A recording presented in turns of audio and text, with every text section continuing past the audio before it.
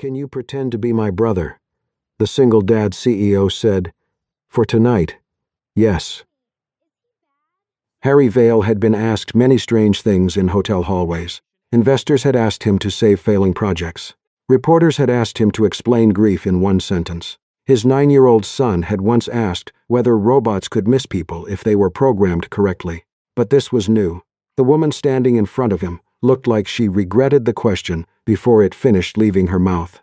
She was breathing too fast, one hand gripping the strap of a cheap black clutch, the other smoothing the side of a navy dress that had clearly been ironed with hope more than money. Behind her, through the open ballroom doors, a private school fundraiser glittered with champagne glasses, white tablecloths, and parents who knew how to make kindness sound like an evaluation. Harry had stepped into the hallway to take a call from Noah. His son's had been small and flat on the phone. "You said you'd be home before I fell asleep." Harry had looked down at his tuxedo shoes, guilt pressing behind his ribs. "I know. The event is running late. You always say events run late." That was where the call had ended. Not with anger, not with tears. Just the quiet click of a child who had learned not to expect too much. Harry was still staring at the dark screen when the woman backed into him. Now she was looking past him, toward a man approaching from the ballroom, with a polished smile and a woman in a silver dress beside him. "Please," she whispered, "just for 5 minutes." Harry followed her gaze. The man walking toward them had the relaxed confidence of someone who had never wondered whether he belonged in expensive rooms. His smile widened when he saw the woman cornered in the hallway. Harry understood enough. Not everything, enough. He slipped his phone into his pocket and straightened his slightly crooked tie. "For tonight," he said, "yes." The woman blinked, stunned by how quickly he agreed. Then the man reached them. "Lena," he said, concern arranged neatly over judgment. "There you are. Brittany and I were worried you'd changed your mind." Lena Brooks lifted her chin. "I'm here for Sophie, of course." His eyes moved over her dress. "You look tired." The woman beside him, Brittany, gave a sympathetic smile sharp enough to cut ribbon. "It must be so hard coming straight from work. I admire that." Harry felt Lena tense beside him. Before the silence could swallow her, he extended his hand. "Evan Brooks," he said. "Lena's brother." Lena coughed once. Harry ignored it. The man's eyebrows lifted. "Brother." "From Portland," Harry added, because lies sounded more believable when they were unnecessary. Lena shot him a sideways look that said Portland. Harry gave her a faint smile that said commit. Mark shook his hand, confused and irritated. "Mark Callahan, Sophie's father," Harry said. "That explains the shoes." Lena pressed her lips together. Mark glanced down. "Excuse me? Nothing." They just have a very confident relationship with attention. For the first time that evening, Lena almost laughed. Mark did not. Brittany's gaze lingered on Harry's face. "Have we met before? Possibly," Harry said. "I have one of those faces people blame for delays at coffee shops." Lena looked down quickly, hiding another smile. They re-entered the ballroom together. The fundraiser was being held in one of Seattle's old luxury hotels, the kind with chandeliers shaped like frozen rain and carpet thick enough to silence discomfort. Lena had arrived late after managing the night shift at a smaller hotel across town. She had changed in the employee restroom, pinned her hair in the mirror, and told herself she could survive 2 hours for Sophie. Her daughter's painting had been chosen for the student auction. That was why she came. Not for Mark, not for Brittany, not for the mothers wearing pearls and soft cashmere, who spoke about scholarships as if poverty were an inspiring seasonal theme. Across the room, Sophie stood beside her small canvas, hands folded in front of her green dress. She was 7, with serious eyes and hair Lena had braided in the morning before school. When she spotted her mother, her face brightened, then faltered as she saw Mark and Brittany beside her. Sophie was old enough now to notice tone, old enough to understand when adults smiled at Lena, like she was a problem they were too polite to name. Lena hated that most of all. Mark leaned close as they moved toward the auction display. "You know, if tuition is being too much, we should talk realistically." Lena kept her voice level. "Not tonight. I'm only thinking about Sophie." Brittany touched Lena's arm lightly. "There are hardship funds. I know someone on the committee. They're very discreet." Lena felt heat rise in her face. Harry saw it. He also saw Sophie watching. The auctioneer began introducing the student artwork. When Sophie's painting came up, Mark smiled in a way that made Lena uneasy. It was a watercolor of a strange, beautiful house with many doors, each painted a different color. Some were large, some tiny, some crooked. There were windows glowing yellow, and a garden path that seemed to lead in every direction. The bidding started gently. Then Mark chuckled to a nearby parent. Lena always did have a soft spot for emotional financial decisions. The words were quiet, but not quiet enough. Lena stiffened. Harry reached for his bidder card. He could end this in 10 seconds. Raise the price absurdly high, silence mark. Make Sophie's painting the most expensive piece in the room. It was what Harry Vale knew how to do. Write the check, solve the problem, control the room. But Lena's eyes caught his. No, not pleading. Warning, do not make me smaller by making yourself bigger. Harry lowered the card. Instead, he stepped towards Sophie and crouched slightly so he was at her level. This is an impressive house, he said. Can you tell me why it has so many doors? The room quieted, because wealthy adults loved few things more than a child saying something meaningful in formal wear. Sophie looked at Lena first. Lena nodded. Then Sophie looked at the painting. It's for people who don't know which door they're allowed to use, she said. So there are lots of doors. That way nobody has to feel locked outside. No one spoke. Even Mark seemed briefly stripped of commentary. The auctioneer lowered his paper. Lena's eyes filled before she could stop them. Harry stood slowly. He had entered the evening as a stranger playing a role, a fake brother, a convenient lie in a tuxedo, but looking at Lena he no longer saw a woman who needed rescuing. He saw a mother fighting to stay dignified in a room determined to measure her. And Lena, watching Harry step back instead of taking over, understood something too. Maybe this man was rich. Maybe he was smooth and strange and far too good at lying about Portland. But he had just done what no one in that room had done all night. He had stood beside her without making her disappear. For the next 40 minutes, Harry Vale became Evan Brooks from Portland. He did it with such quiet confidence that Lena almost forgot she had invented him in a hallway out of panic. Almost. When one of the mothers asked how often he visited Seattle, Harry replied that he came whenever Lena needed someone to fix a cabinet, open a jar, or remind her that she had once tried to cut her own bangs with kitchen scissors. Lena nearly choked on her water. That was one time, she said, playing along. Harry nodded solemnly. A tragic time, Sophie giggled. That small sound loosened something inside Lena's chest. For most of the evening, Sophie had stood near her painting like a tiny guard protecting something fragile. But with Harry she relaxed. He did not talk over her. He did not bend down in that exaggerated way adults used when pretending children were adorable decorations. He asked what color door was the safest one. Sophie told him the yellow door was for people who were scared, but pretending not to be. Harry looked at the painting for a long moment after that. Lena noticed. Something about Sophie's answer had reached him in a place he had not guarded well enough. My son used to draw spaceships with emergency exits on every side, he said quietly. Lena turned. You have a son? Harry's expression shifted, as if he had accidentally stepped out of character. He's 9. Before Lena could ask more, Harry's phone vibrated. The name on the screen made his face soften and tighten at the same time. He stepped toward the hallway to answer, but not far enough that Lena missed the change in his voice. Noah, hey buddy, a pause, I know. I said I'd be home earlier. Another pause longer. I can bring the robot kit tomorrow. Lena heard enough. Not the child's words, but the shape of them. Disappointment had a sound even through silence. Harry rubbed his forehead. No, I'm not trying to buy my way out of it. But his tone said he knew that was exactly what he had been doing. He ended the call a moment later and stood in the hallway looking at the dark phone screen. Lena joined him, partly because she needed air, partly because she recognized the face of a parent who had run out of good answers. You know, she said gently, kids don't always need gifts. Harry glanced at her. She shrugged. Sometimes they just want you home before they fall asleep. The words landed harder than she expected. For a second, Harry looked almost offended. Then the defensiveness passed, leaving only tired honesty. My wife died 3 years ago, he said. Lena went still. I'm sorry. He nodded once, not dismissing the sympathy, but not inviting it to sit down either. Noah was 6. For a while I thought if I could keep everything else perfect, he'd hurt less. The best school, the best therapist, the best room, the newest kits, the safest schedule. But not you, Lena said softly. Harry gave a faint, painful smile. Not enough of me. Lena looked back through the ballroom doors, where Sophie was explaining her painting to an older couple. I get that, she said, not the same way. But I get trying to prove you're enough with everything except rest. Harry studied her. Mark, he asked. Lena exhaled. We got married too young. I got pregnant. Dropped out of interior design. He always made it sound like he was the practical one, and I was the emotional one. She laughed without humor. Funny thing is, I handled the bills, the doctor appointments, the school forms, the bedtime fevers. But because he had the better job, he got to call himself stable. Harry's jaw tightened. Lena saw it and lifted a warning finger. Don't go rich man with a plan on me. I wasn't. You were thinking very loudly. That made him smile despite himself. Across the ballroom, Brittany watched them. At first she had only thought Evan Brooks looked familiar. Now curiosity had become suspicion. She typed into her phone, searching combinations: Seattle Tech CEO tuxedo, Valeworks founder, smart home construction gala. Then she found him, Harry Vale of Valeworks, widowed father.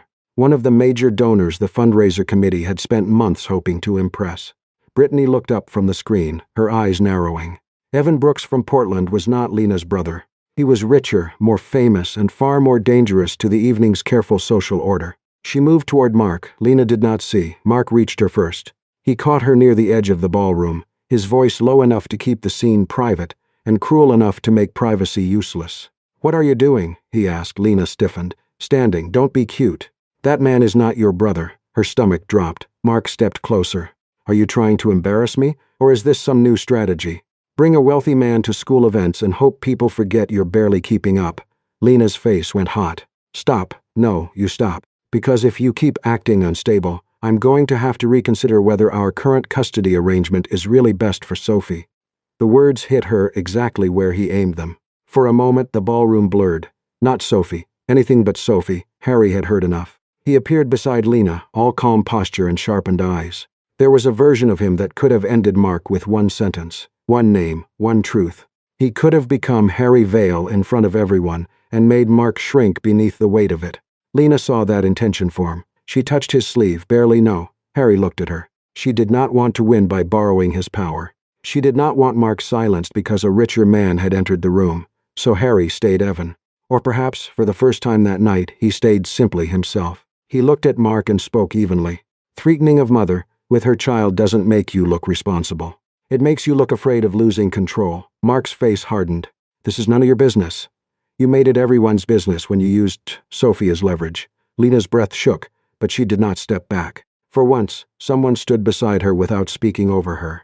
Mark glanced toward the ballroom, aware now that a few people had begun to watch. His polished expression returned, but not completely. "This isn't over," he said.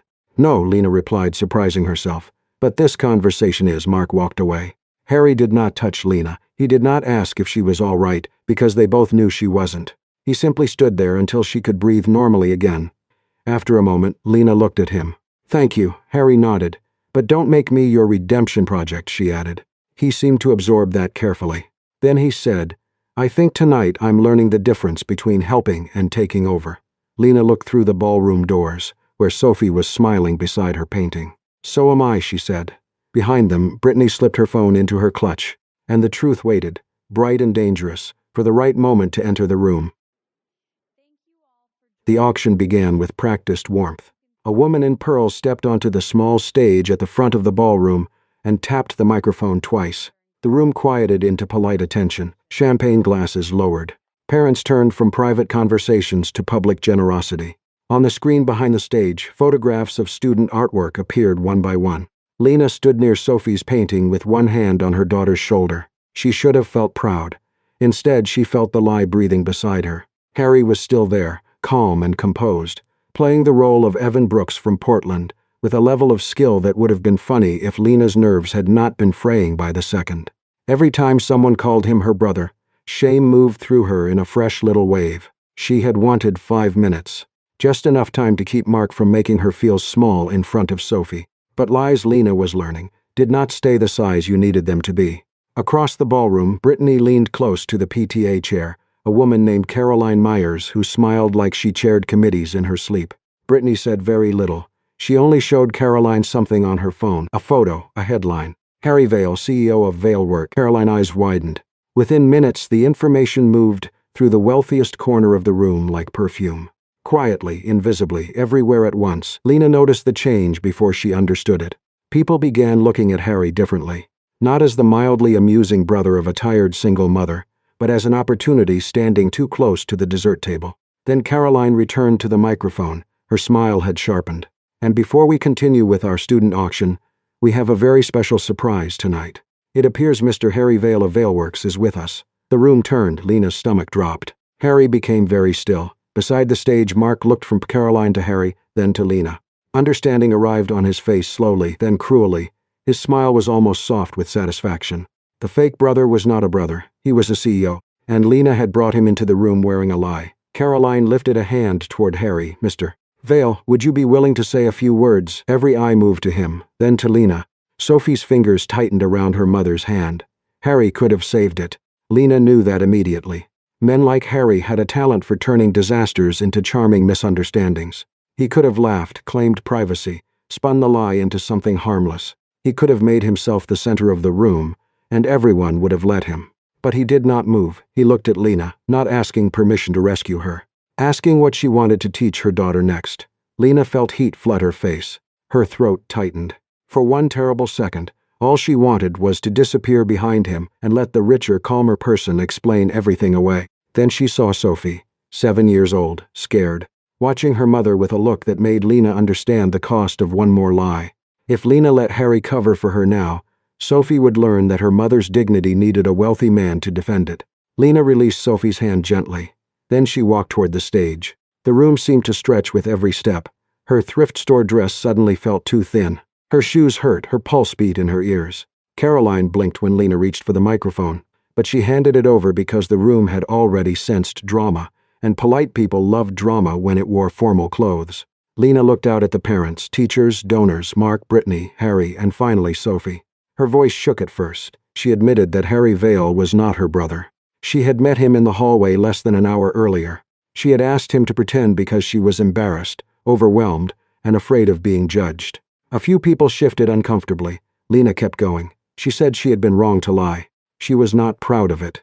But she would not apologize for wanting someone beside her in a room where being a single mother sometimes felt like arriving already accused. The silence deepened. Lena looked down once, then back up. She said scholarships should not feel like charity wrapped in manners. They should not make children feel as if their families were being inspected before being helped. And children like Sophie should not have to stand beside their artwork while adults whispered about whether their mothers were stable, respectable, or poor in the correct way. Mark's face hardened. Brittany looked away. Lena's voice steadied as she finished. She said Sophie had painted a house with many doors because children understood something adults often forgot. Belonging should not depend on which entrance someone thinks you deserve. When Lena stepped back, no one clapped at first. The room was too stunned. Then a teacher near the back began. A small, uncertain sound. Another person joined. Then another. Not everyone. Some faces remained tight with discomfort. But Lena had not spoken to win the room. She had spoken so Sophie would never think shame was the family inheritance. Harry walked to the stage after her. He did not take the microphone like a man claiming attention. He took it quietly, almost reluctantly. He confirmed his name was Harry Vale. Then he said the important part of the evening was not that a CEO had appeared at a school fundraiser under a fake name. The important part was that a decent mother had felt she needed to invent a brother to be treated with basic respect. He did not announce a giant donation. He did not turn the moment into a Valeworks headline. He simply looked around the ballroom and said that generosity which makes people feel smaller is only another form of power. This time the silence was heavier and cleaner. When he stepped away, Lena could finally breathe. But Mark was waiting near the side exit. His embarrassment had curdled into anger. He kept his voice low, but Sophie was close enough to hear. He said the lie would be useful in court. He said a judge might be interested in a mother who brought strange men into school events and invented family members. He said Sophie needed stability, not performances. Sophie's face crumpled. Lena turned just in time to see her daughter's tears spill over. That hurt more than anything Mark had said. Sophie whispered that maybe if her painting had not been chosen, none of this would have happened. Lena dropped to her knees in front of her. The ballroom blurred around them. Mark, Brittany, Harry, the parents, the auction, all of it faded behind the terrified little girl clutching the edge of her dress. Lena took Sophie's hands and told her the truth. Mommy had been scared. Mommy had made a wrong choice because she did not want people to look down on them. But none of it was Sophie's fault. Not the lie, not Mark's anger, not the whispers. And never, not for 1 second, was Sophie a burden. Sophie collapsed into her arms. Lena held her tightly, no longer caring who watched. Harry stood a few steps away, unable to look away from them. He thought of Noah, sitting at home with a robot kit he had not asked for, and a father who kept trying to replace presence with presence. He realized, with a quiet pain that went straight through him, that it had been far too long since he had told his own child the same thing. You are not the problem. You are not too much. You are not a project I am failing to manage. You are my son. Rain fell hard over Seattle by the time the fundraiser ended. Harry offered to drive Lena and Sophie home, not with the polished confidence of a man trying to take charge, but carefully, as if he knew the wrong tone could turn help into pressure. Lena almost refused. Then Sophie yawned in the lobby, clutching her rolled-up painting with both hands. And Lena remembered the bus stop was 6 blocks away in the rain, so she accepted. The car was warm and too quiet. Sophie fell asleep within 10 minutes, her head against the window, one hand still resting on the cardboard tube that held her painting. Harry kept both hands on the wheel. Lena watched the city lights blur across the wet glass and felt the strange exhaustion that came after surviving public humiliation. She wanted to thank him again.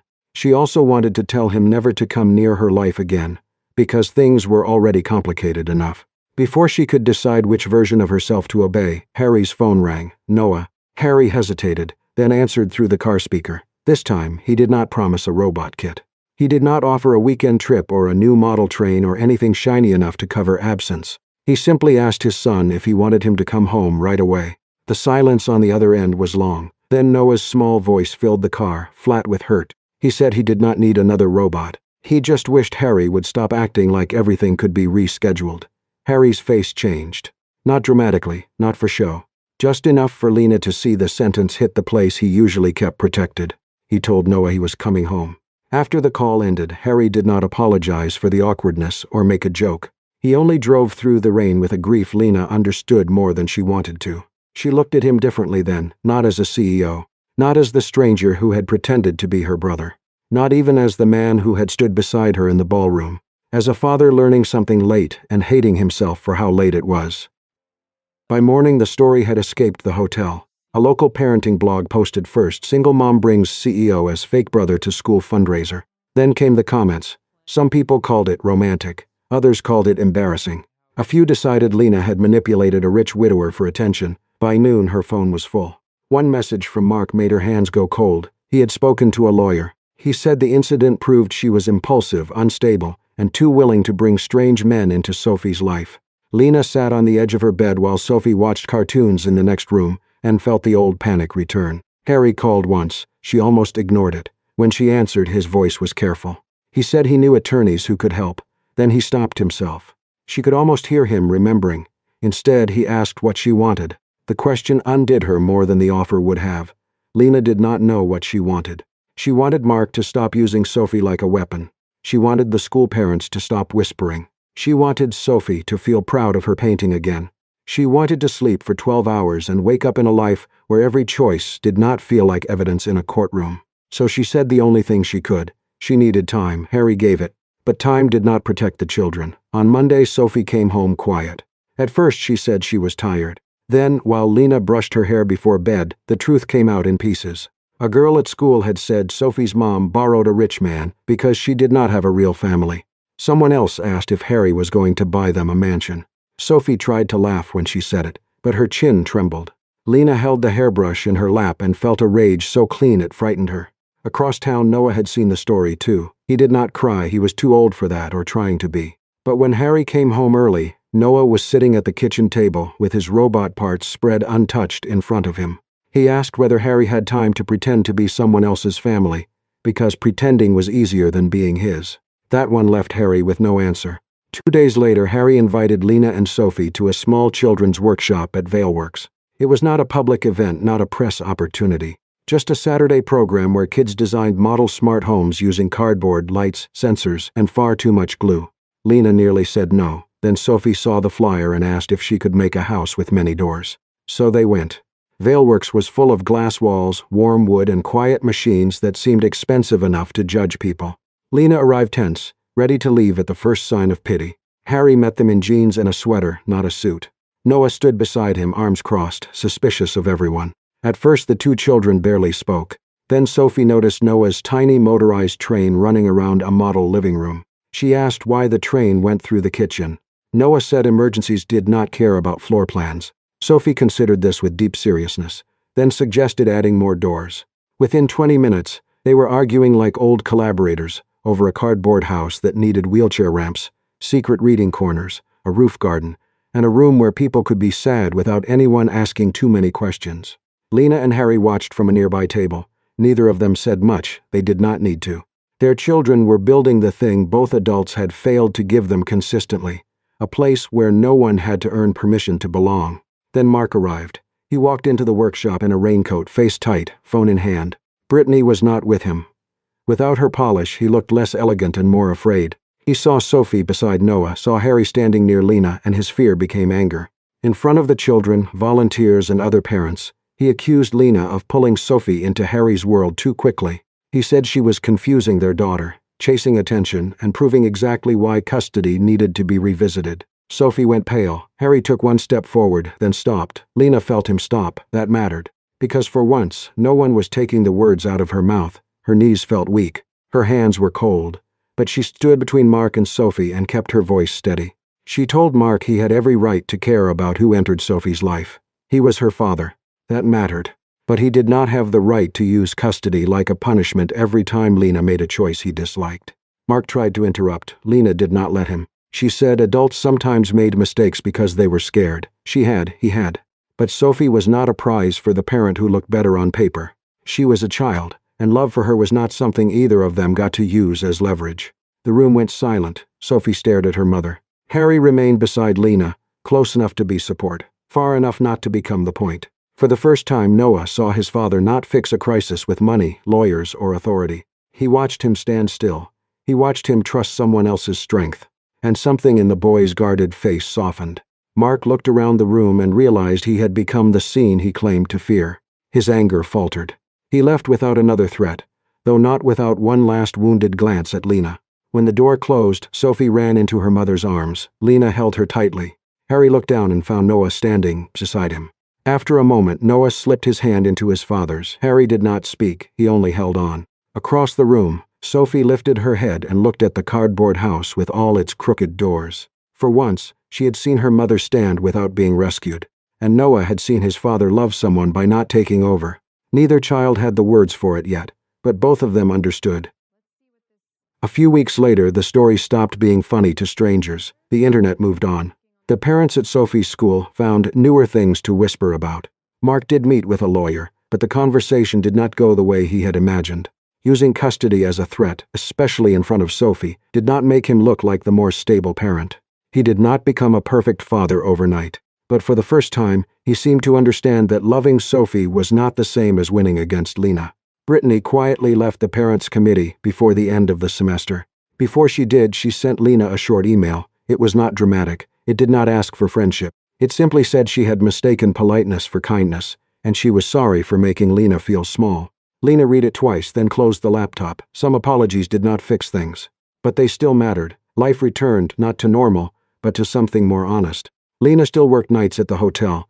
She still packed Sophie's lunches half asleep. She still checked her bank account with one eye closed. But she also enrolled in a part-time interior design course, not because Harry paid for it. He had offered once, carefully, and she had looked at him until he learned better, but because she had finally stopped treating her own dream like an irresponsible guest. Harry changed too. He stopped treating fatherhood like a calendar problem. Twice a week he came home early for dinner with Noah. No phone, no laptop, no expensive apology waiting in a box. Sometimes they talked about Noah's mother. Sometimes they built crooked robot bridges. Sometimes they just ate spaghetti in silence. And Harry learned that presence did not always need a speech. Lena and Harry did not rush. They texted about school forms, workshop schedules, Sophie's drawings, Noah's trains. Coffee after parent meetings became walks by the water. Walks became nids with two children who pretended not to notice everything. Sophie and Noah finished their cardboard house together. It had 14 doors, 3 ramps, a train track through the kitchen, and one small room labeled, "For being sat safely." The school displayed it at the spring art night. Lena arrived wearing a simple green dress Sophie had chosen. Harry came with Noah, no tuxedo, no fake name, no performance. When Lena saw him, she smiled. "So," she said, "who are you pretending to be tonight?" Harry looked at Sophie, then Noah, then back at her. "No one," he said. "If you'll let me, I'd just like to be the man standing beside you."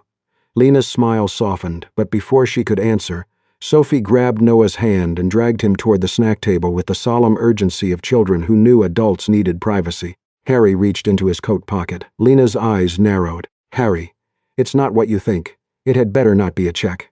He laughed, nervous for the first time since she had known him. He opened his hand. Inside was a tiny brass key, not expensive, not jeweled. Just a simple old-fashioned key tied with a yellow ribbon. Lena stared at it. Harry's voice lowered. "Sophie once said a good house has enough doors so nobody feels locked outside." He swallowed. "I don't want to buy you a house. I don't want to rescue you from your life. I love your life because you're in it. I love Sophie's drawings on the fridge, your terrible night shift coffee, the way you argue with broken lamps before fixing them. Lena's eyes filled. Harry continued quieter now. This key is to nothing yet. Just a promise that if one day we build something together, it will have every door you need. One for Sophie, one for Noah, one for the people we lost. One for the parts of us that are still scared. He stepped closer, but not too close. Then he knelt. Not in a grand public way, not as a CEO making a scene, just as a man asking a woman who had never wanted to be owned by anyone. Lena Brooks, he said, will you marry me someday? Not tonight. Not because we need a happy ending, but because I want to spend my life earning the right to stand beside you. Lena covered her mouth. Across the room, Sophie whispered far too loudly, Mom, say something before he gets knee problems. Lena laughed through her tears. Then she took the key. Yes, some days, slowly, with a lot of doors. Harry stood, and this time when he took her hand, it was not rescue. It was choice. Behind them, Sophie and Noah's cardboard house glowed under the school lights, crooked and imperfect and full of doors. And Lena finally understood. Family was not always the people who shared your blood, or the people who played a role for one night. Sometimes family began when someone could have walked away after the pretending ended, and chose, day after day, to stay.